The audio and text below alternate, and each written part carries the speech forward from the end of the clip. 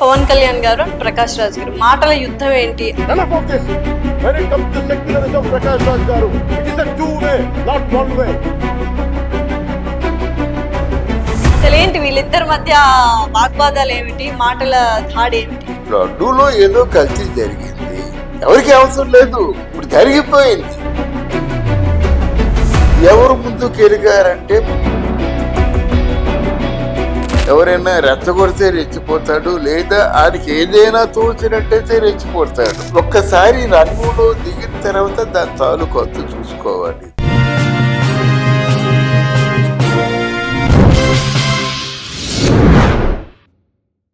Hi, hello, నమస్తే, welcome to our channel. So ప్రస్తుతం స్టూడియోలో మనతో పాటు ఉన్నారు senior journalist, political analyst and అలాగే మూవీ క్రిటిక్ ఇమంది రామారావు గారు. నమస్కారం అండి. నమస్తే.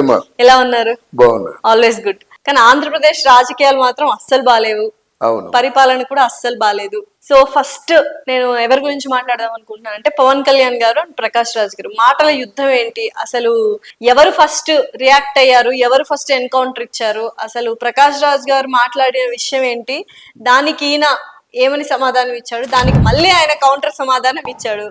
అసలు ఏంటి వీళ్ళిద్దరి మధ్య వాగ్వాదాలు ఏమిటి, మాటల దాడి ఏమిటి? ముందు మీ ఇంట్రోలో పరిపాలన బాగా లేదు అన్నది మనం రెక్టిఫై చేసుకోవాలి. పరిపాలన చాలా బాగుంది, దాంట్లో సందేహం లేదు. స్తంభించిపోయింది కదా ఈ లడ్డు వ్యవహారంతో, స్తంభించిపోయింది కాబట్టి పరిపాలన బాలేదు అన్న. అంటే ఇర్రెస్పెక్టివ్ ఆఫ్ అధికార పార్టీలు కాకుండా, పార్టీలకు అతీతంగా, పార్టీలకు సంబంధం లేకుండా ప్రస్తుతానికి పరిపాలన అనేది ఆగింది. ఆగలేదు, అదే ఇక్కడ మీకు ఉండేటంటే ఎవరు చూసినా లడ్డు గురించే మాట్లాడుతున్నారు. లేదు లేదు, చంద్రబాబు లడ్డు గురించి మాట్లాడుతున్నాడా? ఆయన పని ఆయన చేసుకోవటం లేదు. లోకేష్ లడ్డు గురించి మాట్లాడుతున్నాడా? ఆయన పని ఆయన చేసుకోవటం లేదు. పరిపాలన అంటే బాగలేదనడానికి అర్థం లేదు, బాగుంది. ఇక్కడ ఈ వాదం అంటే మతపరమైన వాదం వచ్చింది గనక ఆ మతపరమైన వాదాన్ని పవన్ కళ్యాణ్ తలకెత్తుకున్నాడు గనక నేను చాలా బ్యాలెన్స్ గా మాట్లాడతాను. ఆ వాదాన్ని తలకెత్తుకుంది రైటా రాంగ్ అంటే మనకి పరిస్థితులు, పరిణామ క్రమాలు చెబుతాయి. దాని తర్వాత ఏంటంటే ఒక్కసారి రంగులో దిగిన తర్వాత దాని తాలూకు అంతు చూసుకోవాలి. లడ్డూలో ఏదో కల్తీ జరిగింది, అది ప్రసాదంలో కల్తీ జరగడం వల్ల అపవిత్రమైంది అనేటువంటి వాదం వినిపిస్తుంది. దాని మీద ఇంత సీరియస్నెస్ ఎవరికి అవసరం లేదు. నెంబర్ 1, ఎవరికి అవసరం లేదు, ఇప్పుడు జరిగిపోయింది. జరగబోయే దాని గురించి మీరు ఆలోచించండి. ఈ తప్పు మళ్ళీ పునరావృతం కాకుండా చూసుకోండి. జరిగిన దానికి ఎవరైతే బాధ్యులో వాళ్ళని శిక్షించండి, మరొకరు ఈ తప్పు చేయకుండా జాగ్రత్త పడండి. అది మనం చెప్పుకునే విషయం. ఇక్కడ ఎవరు ముందుకు ఎలిగారంటే ప్రకాశ్ రాజ్కి కొంచెం ఆయనకి చపల చిత్తం ఉంది. ఎవరైనా రెచ్చగొడితే రెచ్చిపోతాడు, లేదా ఆయనకి ఏదైనా తోచినట్టయితే రెచ్చిపోతాడు. ప్రకాశ్ రాజ్ గత అనుభవాల దృష్ట్యా చెప్తున్న మాటలు ఇవి. పవన్ కళ్యాణ్ గారు లేదా స్వభావం? పవన్ కళ్యాణ్ వేరమ్మా. పవన్ కళ్యాణ్ అన్న మాటలకి ప్రకాశ్ రాజు ఎక్కడో విదేశాల్లో షూటింగ్ చేసుకున్న వ్యక్తికి ఈ గొడవ ఎందుకు, ఈ గొడవ గురించి ఏమి చూశాడు? తను ప్రత్యక్షంగా తిరుమల వెళ్లి నలుగురిని సంప్రదించి విషయాలు పూర్తిగా తన గుప్పెట్లో ఉన్నప్పుడు మాట్లాడితే బాగుంటుంది. రైట్ ఆఫ్ ఎక్స్ప్రెషన్ అనేది ఆయనకు తోచింది ఆయన చెప్పాడు. అదే తోచింది రైట్ ఉంది కదా, everyone has a right to express కాబట్టి ఆయనకు తోచింది చెప్పాడు. Correct, everyone has got a right to express, but a celebrity shouldn't talk freely without any witness, documental witness. ఏమన్నారు ప్రకాష్ రాజ్ గారు? అంటే ప్రకాష్ రాజ్ గారు ఏంటంటే ఈ మతాలు ఇదంతా ఇంత వాదం అవసరమా, మతం మళ్ళీ సెక్యులర్ స్టేట్ అంటారు, ఇదంతా వాదం అవసరమా అని గెలికాడు ఆయన. అది నిజమే కదా, ఆయన మాట్లాడింది నిజమే కదా.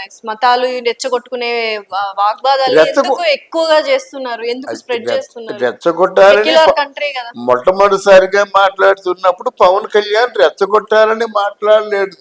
దీనికి కారణమైన వాళ్ళు శిక్షించబడాలి, నిజాలు నిగ్గు తేల్చాలి. కమాన్ మీరు చెప్పండి అంటే వైసీపీ పార్టీ వాళ్ళు తెలివిగా ఏదో తప్పు జరిగింది, దానికి బాధ్యులైన వారిని మేము విచారిస్తాం, తగిన శిక్ష వేస్తాం. అని ఒక్క స్టేట్మెంట్ తో ఇది ఆగిపోయేది. ప్రకాశ్ రాజు మాట అనే ముందు పూర్వాపరాలు ఆలోచించుకొని మాట్లాడితే బాగుంటుందమ్మా. ఎవరో ఎక్కడో సంతలో చింతపండు లాంటి వ్యక్తి మాట్లాడితే ఎవరు మరి పట్టించుకోరు. సంతలో చింతపండు లాంటి వ్యక్తి అని మీరు అంటున్నారు కదా, మరి పవన్ కళ్యాణ్ గారు డిప్యూటీ సీఎం ఎందుకు రియాక్ట్ అవ్వాలి?